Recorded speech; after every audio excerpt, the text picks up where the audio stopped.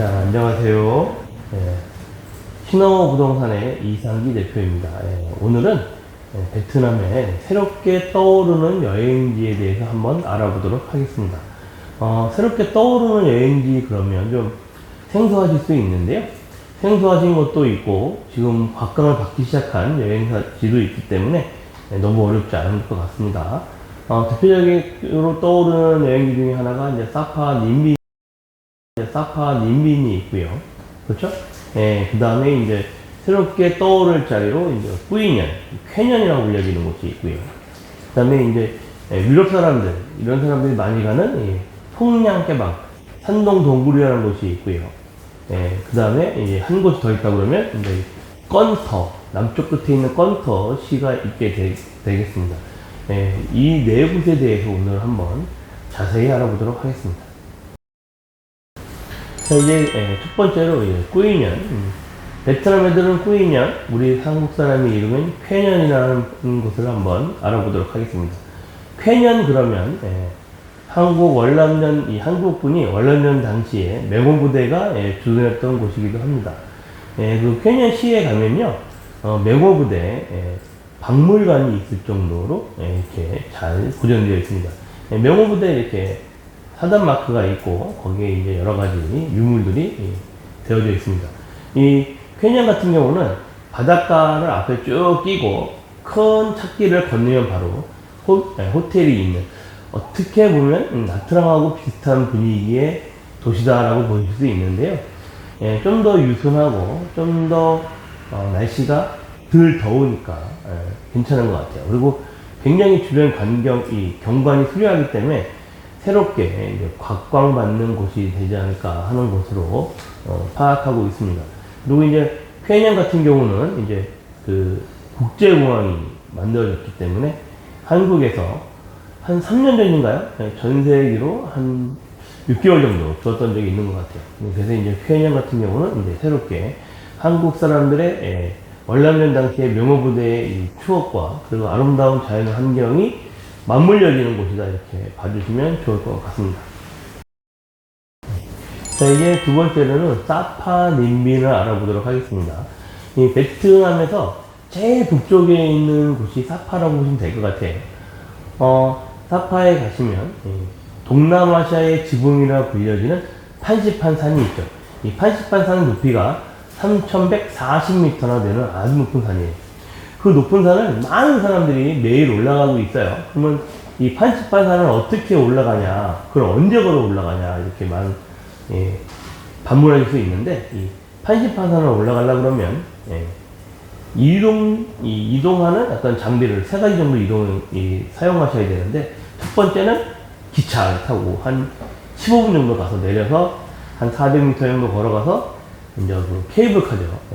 세계에서 제일 긴 케이블카, 35인승 케이블카를 타시고 27분 정도 올라가셔야 됩니다. 올라가시면 바로 정상이 아니고요. 거기서도 이제 한 160여 계단을 걸어 올라가시면 되는데 그것도 힘들다. 그러시면 이제 트램이라는 미니 기차를 타시고 한 3분 정도 올라가시면 판시판 정상에 갈 수가 있어요. 이 판시판 정상은 너무 안타까운 게 너무 높다 보니까 구름과 안개가 자욱 끼어져 있어요. 그러다가 하루에 한 번 정도 저 밑에까지 다 보여주게 하는 곳이기도 합니다. 이 판시판 산에서 내려다 보이는 우리가 아는 이 다랭이 논이 아름답게 펼쳐지는 곳이라고 보시면 될 것 같고요. 그 다음에 소수민족들이 한 8개, 9개 소수민족들이 자기네 문화의 특성을 가지고 살고 있는 곳이다, 이렇게 봐주시면 좋을 것 같아요. 이 사파에 가면 베트남에서 유일하게 눈을 볼 수 있는 곳이라고 판단하시면 됩니다. 자, 그리고 이제 님빈이라는 곳이 있는데, 님빈은 이제 육지의 하롱베이라고 불려지는 곳이에요. 그래서 이제 어떻게 보면, 님빈에 가시면 님빈사를 한번 가보셔야 되잖아요. 님빈사에 가시면,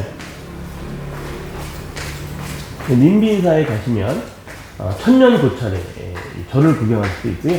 이 원래는 동굴에 있는 거예요. 동굴에 있는 거를 좀 이동해서 밑에 크게 차려놨는데 500나하산이 있어요. 2m가 되는 흑석으로 만든 500나하산이 있는 곳이기도 합니다. 그래서 한번 좀 돌아보시면 가장 좋을 것 같고요. 그 다음에 이제 린민에 가셔서는 이제 자연 그대로 이 환경을 즐기셔야 되는데, 보트를 타고 1시간 정도 다니시게 됩니다. 그러면 동굴을 계속 지나가면 또 다른 세상에 나오고 이렇게 해서 쭉 돌아가는데, 그곳이 원래는 옛날에 몽골의 침입으로부터 이겨내기 위해 군사시설이 존재했던 곳이다, 이렇게 봐주시면 좋겠습니다. 그래서 꼭 한번 린빈을 찾아주시면 감사할 것 같아요. 자, 이제 세 번째는 중북부 지방에 있는 폭량깨방이라는 세계 자연보호지역, 그리고 세계 관광지역으로 지정되어 있는 국립공원을 한번 가보려고 합니다. 폭량깨방이라는 어떤 이름을 가지고 있지만 정확하게는 손등동굴이 존재하는 곳이에요. 높이가 어마어마하게 높죠. 그리고 거기를 가려고 그러면 안타깝게도 2시간을 걸어 들어가야 돼요. 들어가서 동굴을 탐험하셔야 되는데, 동굴이 우리가 알고 있는 자그마한 동굴, 우리가 이제 하롱베이 같은 데 가시면 보는 동굴이 아니라 높이가 수십 미터씩 돼요. 그래갖고 어마어마하게 큰, 그리고 쭉 한 1km, 2.5km 걸어가면 다른 또 환한 세상에 나오는 그런 동굴들로 이루어진 곳입니다.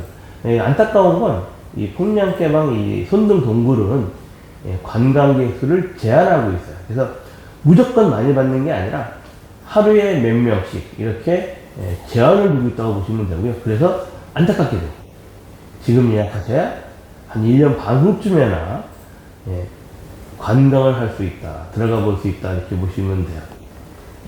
이 손등동굴이 우연찮게 베트남이 농부에 의해서 발견이 돼갖고 세계 자연보호구역으로 지정이 되고 이렇게 지금 운영이 되고 있습니다.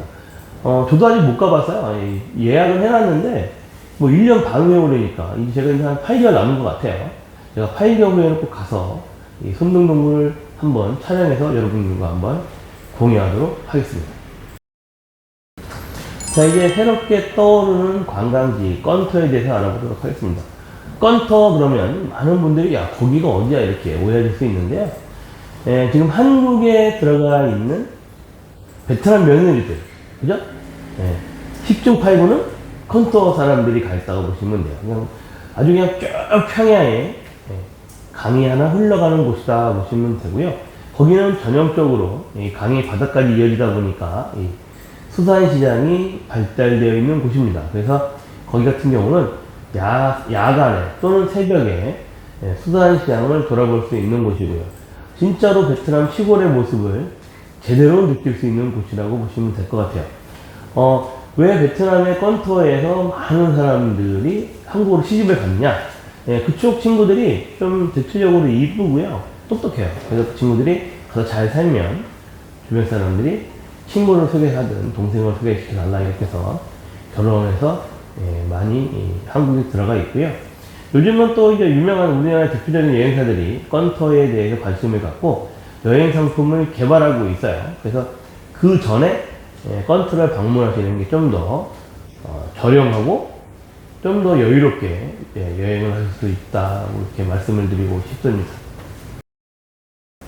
제가 이제 베트남에 새롭게 떠오르고 있는 여행지들에 대해서 설명을 간략하게 드렸어요. 간략하게 드릴 수밖에 없는 게, 그거를 전부 다 길게 설명해 드리면 여러분들이 지루하실까봐 좀 짧게 이렇게 말씀을 드렸고요.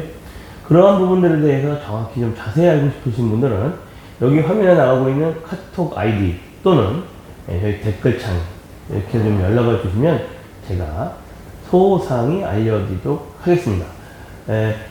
그리고 아시죠? 여러분들 구독과 좋아요 꼭 눌러주시고 저희 신하우 부동산 여행사를 많이 시청해 주시길 바라겠습니다.